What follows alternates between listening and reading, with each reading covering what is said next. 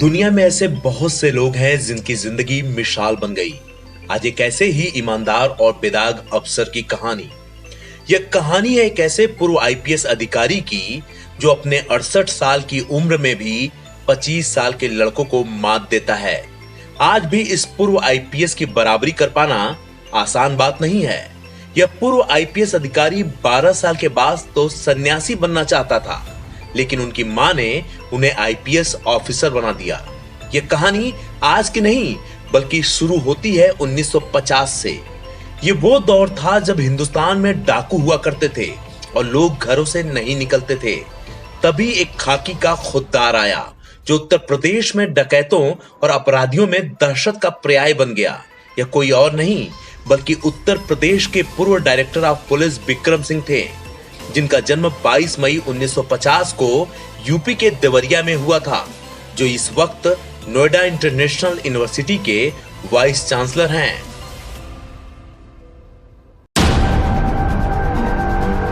एक समय ऐसा था कि उत्तर प्रदेश की जनता में अपराधियों का जबरदस्त खौफ था। नेताओं से लेकर व्यापारियों तक में दहशत थी कि कब किससे फिरौती मांग ली जाएगी या फिर कब किसे उठा लिया जाएगा, कोई नहीं जानता था। तभी उत्तर प्रदेश को एक ऐसा प्रशासनिक मुखिया मिला जिसे हर रोज अपने नाश्ते के टेबल पर अपराधियों का सर चाहिए था। नतीजा यह हुआ कि महीने भर के अंदर ही अपराधी या तो जिला छोड़ने लगे या फिर मारे गए। वसूलों पर जहां आ जाए तो टकराना जरूरी है, जो जिंदा हो तो जिंदा नजर आना जरूरी है। ये बात विक्रम सिंह साहब यानी कि उत्तर प्रदेश के पूर्व डायरेक्टर जनरल ऑफ पुलिस पे सटीक बैठती है, क्योंकि पूरी उम्र उन्होंने इसी तेवर में जिया है। आज हमारे साथ है सर, आपका स्वागत है। धन्यवाद। सर, सबसे पहले तो यही हम जानना चाहेंगे, कहानी आपके बारे में बड़ी मशहूर है कि जब आप डीजीपी हुआ करते थे तो अपने नाश्ते की टेबल पे हर रोज आपको अपराधियों का सर चाहिए था। ये कौन सा दौर था और ऐसी क्या मजबूरियां पड़ी थी? पुलिस का काम है जनता को सुरक्षा उपलब्ध कराना और उसके वातावरण में, पर्यावरण में जो अवरोध और आड़े आए उसके खिलाफ कानून जो आपको सख्त सामर्थ्य देता है उनके खिलाफ कार्रवाई करें। आप सबसे पहले चिन्हित करें कि सर्वाधिक कुख्यात और भयाक्रांत करने वाले कौन लोग हैं। थानावार, जनपदवार और प्रदेशवार, ये पूर्ण रूपेण लग करके काम करने वाला विषय है। ये पार्ट टाइम नहीं हो सकता है।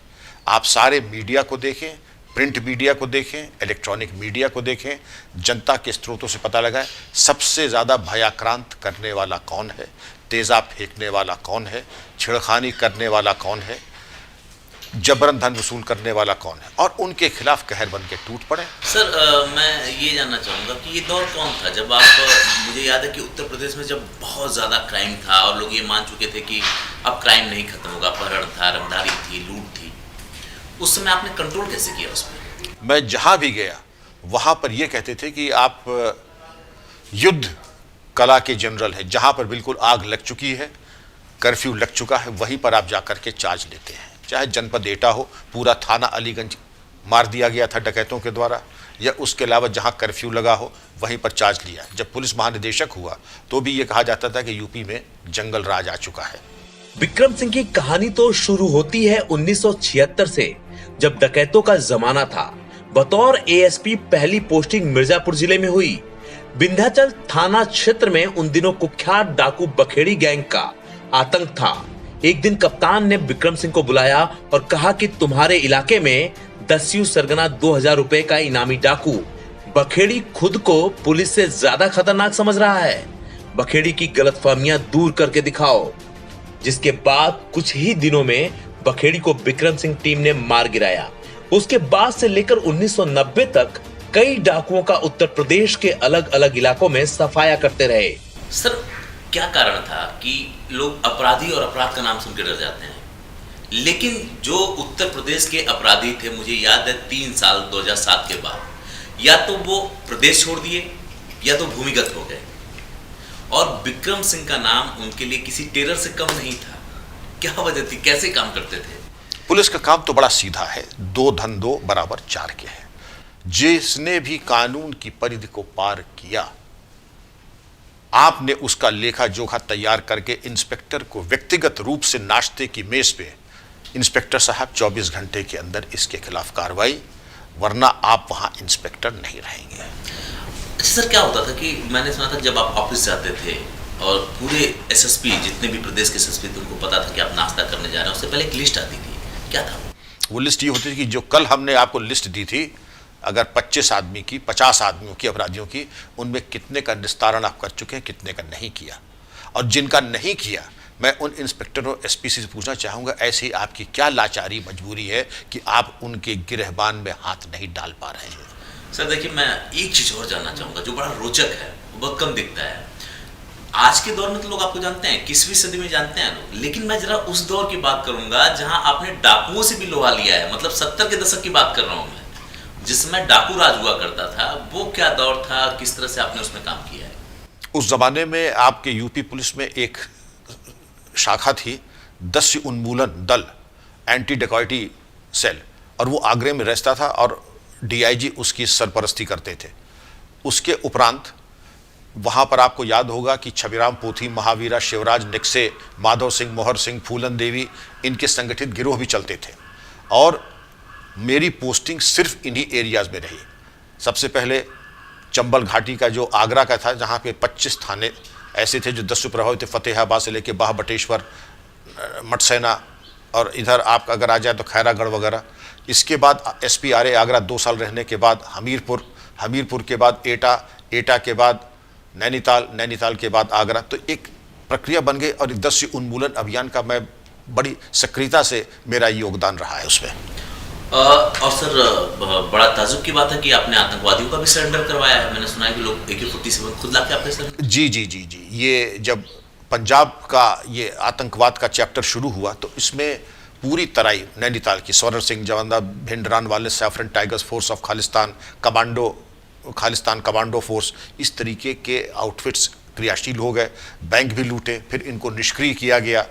जब मैं मुरादाबाद में आया तो प्रताप सिंह सरपंच का गिरोह क्रियाशील हो गया था, और उसके बाद तमाम ऐसे गिरोह थे, लेकिन इनकी घेराबंदी और पूरे कानून और विधि सम्मत तरीके से किया तो उग्रवादियों को भी समझ में आएगा कि उनके साथ कोई नाजायज़ हरकत नहीं होगी। उन्होंने आत्मसमर्पण किया और अवसर के साथ उनके हथियार भी मिले। आप लोगों को जानकर ताजुब होगा कि पूर्व पुलिस महानिदेशक विक्रम सिंह ने आज तक कभी शराब और मांस को हाथ नहीं लगाया और ना ही कभी उन्हें पार्टियों में जाने का शौक रहा है। आज भी उनके घर में नियमित रूप से पूजा पाठ होता है। सर, एक तरफ तो आप इतने सख्त हैं, जो आपको देखेगा वो कहेगा कि बड़े चीजें दिखती हैं आपके आसपास, बहुत आबा काबा है, लेकिन मैंने सुना है कि अब तक न कभी आपने शराब, न कभी मांस, न कोई पार्टी अटेंड की। डीजीपी रहते हुए भी आपने मतलब फॉलो किया। कैसे, क्या है ये कहानी? एक जिंदगी का एक नियम बन जाता है अनुशासन का, आंतरिक और बाह्य। आपको क्या चाहिए? 2 रोटी ही चाहिए। उसके लिए 3 घंटे जाना और समय बर्बाद करना, वो 3 घंटे मेरे अपने नहीं, जनता के लिए है। आप एक सामान्य सी चीज़ बेचते हैं, मंजन बेचते हैं, कंघा बेचते हैं, क्रीम बेचते हैं, उसके लिए आप 18 घंटे काम करते हैं। आपको अगर किसी के बारे में जानकारी करके उसको निष्क्रिय करना है, आप ये समझ सकते हैं कर्मयोग से कम नहीं है। उसमें दावत पार्टी का कोई स्थान नहीं है। जीवन में कभी भी शराब का सेवन का न मौका मिला, उस संगत में कभी रहा नहीं, इसलिए उससे दूर रहा। किसी भी प्रकार का प्रमाद या शौकीनी न कभी करने का मौका रहा, न कभी किया, और न मैं समझता हूँ कि ये ईश्वर की कृपा रही कि किसी प्रकार की शौकीनी में नहीं रहा। जो लोग आपको देख रहे होंगे, मैं उनको ये बताना चाहूँगा कि जिस आप पूरे डीजीपी विक्रम सिंह को देख रहे हैं, वो इतना ही नहीं, बल्कि जब मैं इनके घर में आया हूँ तो पूजा हो रही थी, और पूजा होने के बाद ही आप मिले। क्या ये नियमित रूटीन है? ये नियमित रूटीन है, और पूजा और ध्यान नियमित होता। भले ही एक दफ़ा जलपान न करूं, लेकिन ध्यान और पूजा में प्रमाद नहीं होता है। अच्छा, एक चीज़ और है कि जो आज आप दिखते हैं वो क्या सर्विस में बने या शुरू से? क्योंकि मैंने सुना है कि ये बाल रखना या घर आपका बड़ा अनुशासित था।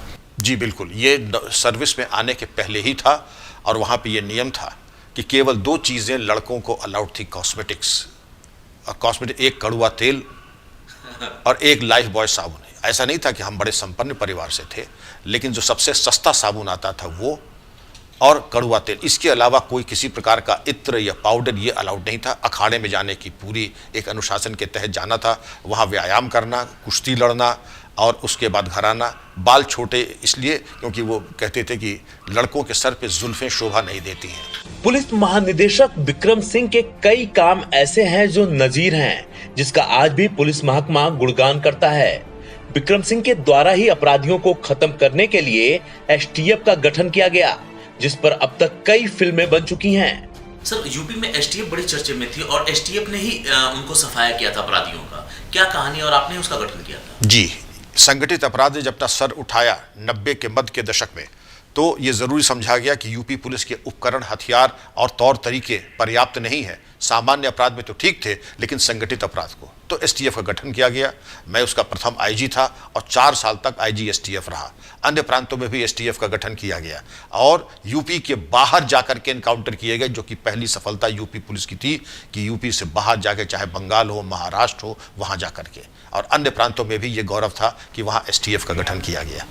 और इस पे फिल्म भी बनी? इस पे फिल्म भी बनी, एक शहर फिल्म बनी जिसमें आमिर खान है। इसके अलावा एक फिल्म और बनी थी, ओमटारा शायद बनी है, जिसमें अलकायदा का नंबर 2 जिसकी गिरफ्तारी की गई थी उसके बारे में बनी है।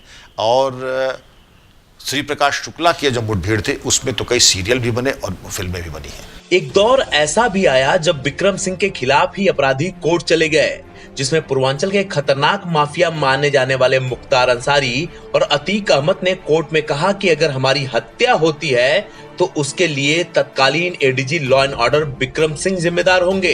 एक कहानी और भी है कि पूरा पूर्वांचल, अगर हम बात करें इधर इलाहाबाद की बात करें या इधर मऊ की बात करें, बलिया की बात करें, अतीक अहमद और मुख्तार अंसारी के नाम से थर्राता था। लेकिन वो 2 अपराधी आपके खिलाफ कोर्ट चले गए, क्या था मामला वो? ये तो इसका तो उत्तर वही दे सकते हैं, लेकिन यही 2 नहीं, इसके अलावा एक राजू भटनागर भी थे, बड़े कुख्यात अपहरणकर्ता थे, जिन्होंने अमिताभ बच्चन के भी अपहरण का प्रयास किया था। इन लोगों ने भी कहा था कि अगर उनकी हत्या होती तो उसकी पूरी जिम्मेदारी मेरी मानी जाए। अब ये उनके मन की भावना है। मैं या कोई भी अनुशासित पुलिसकर्मी किसी की हत्या क्यों करूंगा? हम तो कानून से काम करते हैं, लेकिन ये उनकी अवधारणा थी और मैं समझता हूं कि उनके अपने कारण होंगे। लेकिन मैंने कभी किसी की हत्या का षड्यंत्र नहीं रचा, बल्कि जिन्होंने अगर कानून की परिधि को पार किया तो विधि सम्मत जो हम कर सकते थे हमने केवल उतना ही किया है। विक्रम सिंह की माने तो उन्होंने पुलिस महकमे में नौकरी नहीं की, बल्कि उन्होंने अपनी जिंदगी जी है। उन्होंने कभी अपनी नौकरी को काम के रूप में नहीं लिया, बल्कि हमेशा वो इसे कर्तव्य समझते रहे।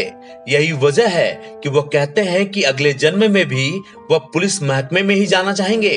सर, मैं ये भी जानना चाहूंगा कि तब से अब तक यही बदला, मुझे लगता है कि शुरू में अखाड़े में जाते थे, अभी आप जिम में जाने लगे। इस उम्र में भी, उम्र तो नहीं कहूँगा क्योंकि ये कहना कहीं न कहीं मतलब अजीब सा होगा, लेकिन अब भी आप घंटों जिम में पसीना बहाते हैं। जी, मैं जाता हूं और मैं सोचता हूं किस प्रकार 18 से 25 साल के जो युवा हैं, मैं देखूं मैं उनसे कितना पिछड़ चुका हूं। और इसलिए नहीं कि मुझे किसी से प्रतिस्पर्धा करनी है, बल्कि शरीर सौष्ठव, व्यायाम एक अनिवार्यता है जीवन की और मुझे अच्छा लगता है, ऊर्जा रहती है, स्फूर्ति रहती है। क्या आज का जो दौर देख रहे हैं, आपने बहुत कुछ देखा, मुझे लगता है 3-3, 4-4 पीढ़ियां आपने देखा। अगर इस तरह से देखें परिवर्तन में, तो क्या मैसेज होगा जो आज का यूथ है या आज के जो आईपीएस हैं, जो आज के लोग हैं, जिनकी मनोबल, जो इच्छा शक्ति है वो बड़ी कमजोर हो गई है? मैं ये कहना चाहूँगा, किसी ने मुझसे कुछ दिन पहले पूछा था कि अगर दोबारा आपका जन्म हो, आप पुलिस में तो नहीं जाएंगे? कि मैं यही करूँगा कि मैं पुलिस में ही आऊँ, यूपी काडर में ही आऊँ, क्योंकि ये कर्म योग करने की तनख्वाह अगर कहीं मिलती है तो पुलिस विभाग में। आप किसी के आंसू पोंछ दें, लोगों को सुरक्षा का वातावरण दे दें। और आज भी एक अच्छा पुलिस अफसर अगर उसने वाकई कर्मयोगी की तरह काम किया है, जहां नियुक्त है उसके 20 साल बाद भी अगर निर्वाचन लड़े, वहां के एमएलए एमपी की जमानत जब्त करा सकता है। आपको इबादत करने की तनख्वाह पुलिस विभाग देता है। यानी कि आपने पुलिस महकमे में अपने काम को नहीं किया, बल्कि जिंदगी को जिया है। जी बेशक। आपको बताएं कि मिस्टर विक्रम सिंह एक नाम नहीं है, बल्कि एक बहुत बड़े चैप्टर हैं, एक किताब है, जिनको पढ़ा जाए तो आपको दिखेगा कि इनके कई फैसले और कई ऐसे काम हैं जो नजीर हैं, जिसका आज भी पुलिस विभाग, जो ये महकमा है, वो उदाहरण के तौर पे पेश करता है। तो दोस्तों, अगर आप असल जिंदगी के फनकारों की कहानी चाहते हैं तो हमारे साथ जुड़िए, स्टोरी विद सर्वेश मिश्रा के साथ जुड़िए और आपको ढेर सारी ऐसी कहानियां देखने को मिलेंगी।